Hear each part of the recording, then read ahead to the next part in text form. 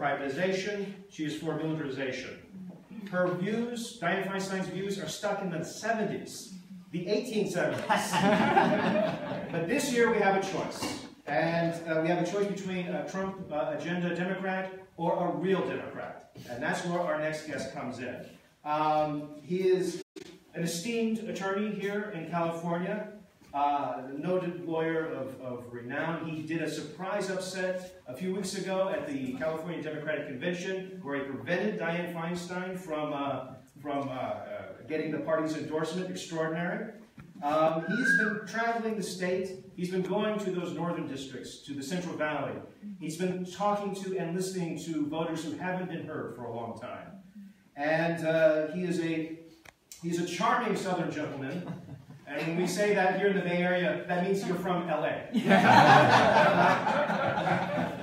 And he is running for U.S. Senate for California. Please help me welcome Mr. Pat Terris.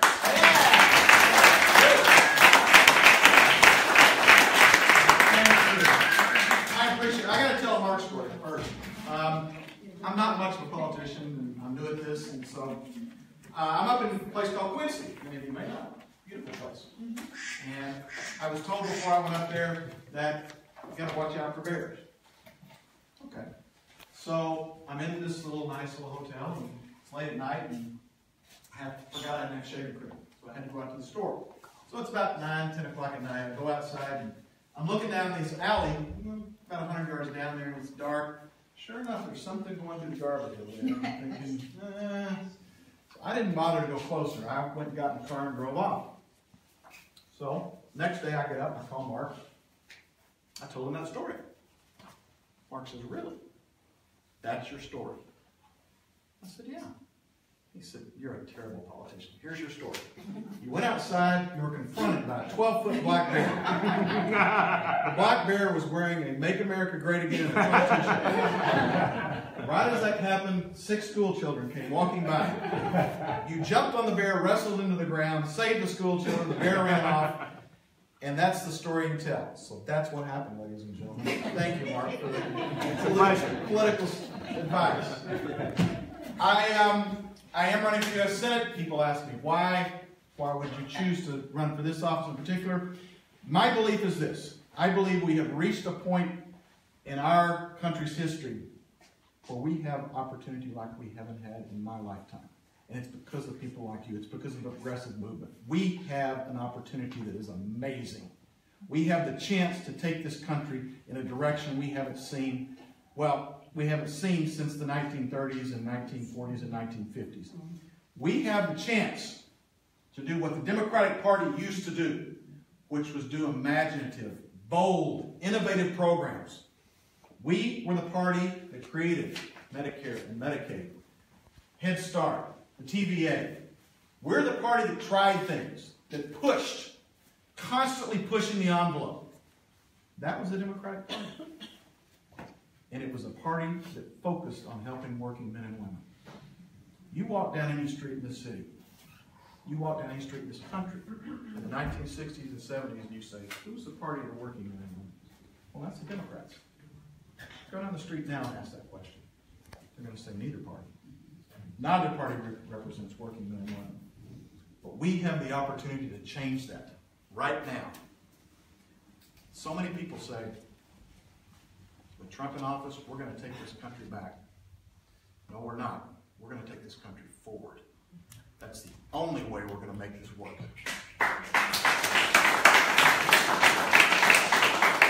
The Democratic Party can become the anti-Trump party, the hate Trump party, and we'll go down to defeat again. If we don't have an agenda, if we don't have a plan, if we're not willing to put together an innovative program that goes back to our very roots, to working men and women, if we're not willing to do that, then we need to pack it in as a party because we've lost our way for good. We have to go back to that. We cannot keep sending the same people back to Washington, D.C. and saying, well, it's going to change. There's going to be change. These politicians, not just in D.C., but in Sacramento as well, they've had the opportunity to create change. They've had the opportunity to create the kind of bold, innovative programs that we're talking about with the Democratic Party. And you haven't seen it. It hasn't happened. So when they come out now, all of a sudden, progressive is a great new word. Oh, I'm a progressive. I'm going to do all this. Well, where have you been? Where have you been to do this before? Why haven't we talked about single-payer health care before? And I'll tell you this.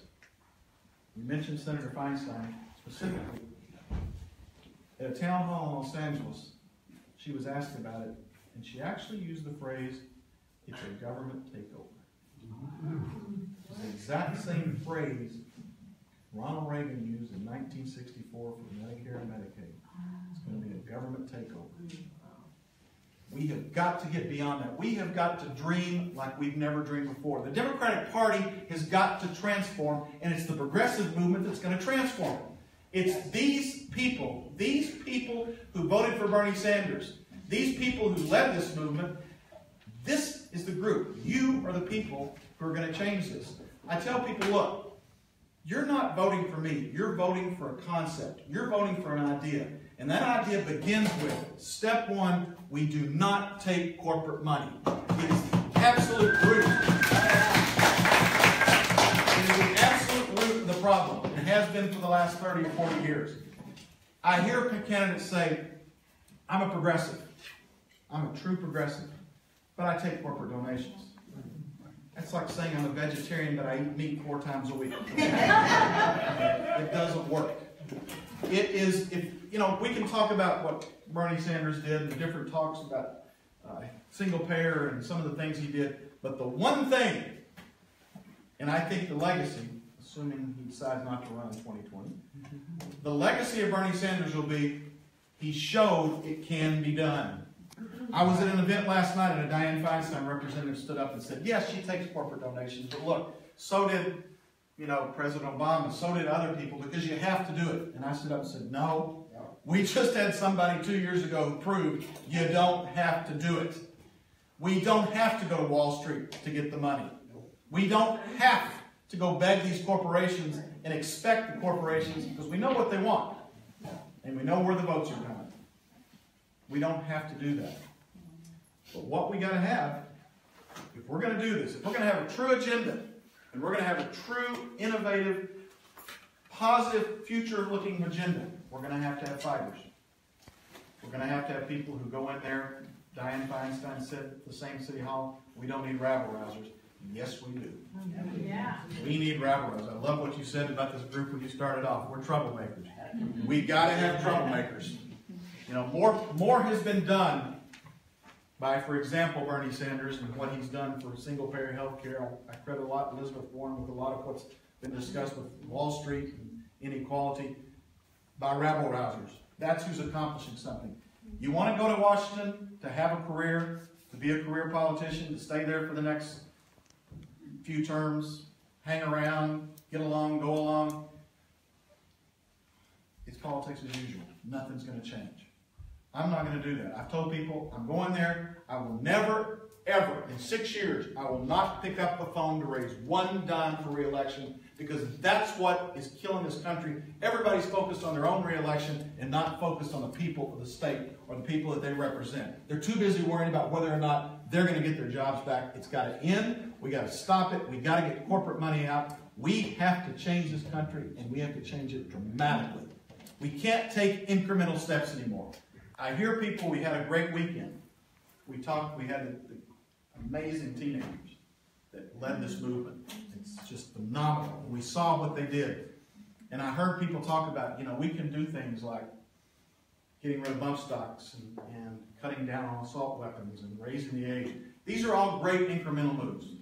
They are. Support them 100%. But you want to do something about real gun violence in this country? Cut the NRA off at the knees, get rid of corporate donations, because that's how they're controlling this country. They give it to the congressman for their re-election.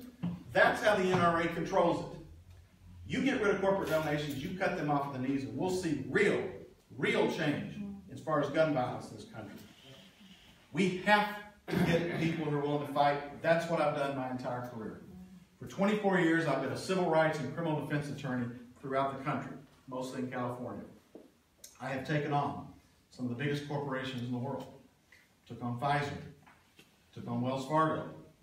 While Dianne Feinstein was taking money from Wells Fargo, I was actually taking money away from Wells Fargo in a different way, in a courtroom. I've taken on Bank of America. I took on the Catholic Church over the abuse of children. Down here at a case in San Jose, and exposed an entire rest home, I guess they call it, for priests that's sitting down there in Los Gatos. I took on Kenneth Starr, some of you may remember him, for 6 years of my life. I'm not afraid to fight, and I've taken them on, and I've won. And what I tell people is, what we need is an aggressive progressive who wins. That's what I am, that's what I can do. I will tell you this, I'm going to take questions, but a few things just let me end up on.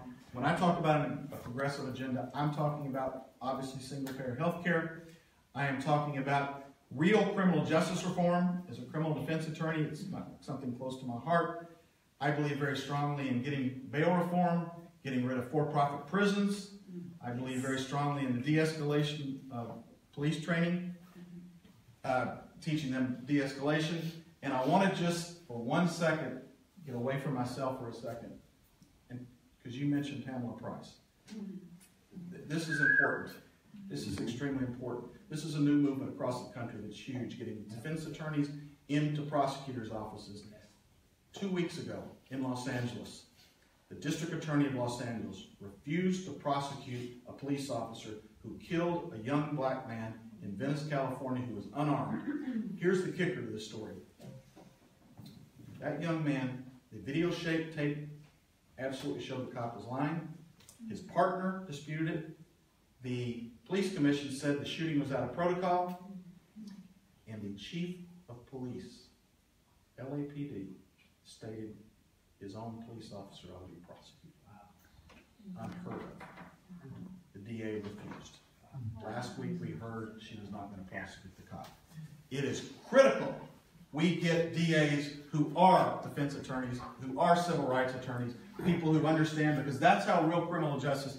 I don't know Pamela personally. I know a little bit about her, but I can tell you, I hope you guys will work for her. I hope you will push it, because that's what we got to have.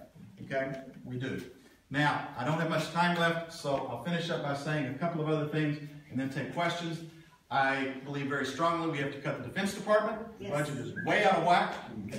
We need to be taking that money and using it for things like scientific research, medical research, education. We've got to cut the budget, and I believe very strongly that we go to talking about getting women equal pay. We've been talking about that since 1978.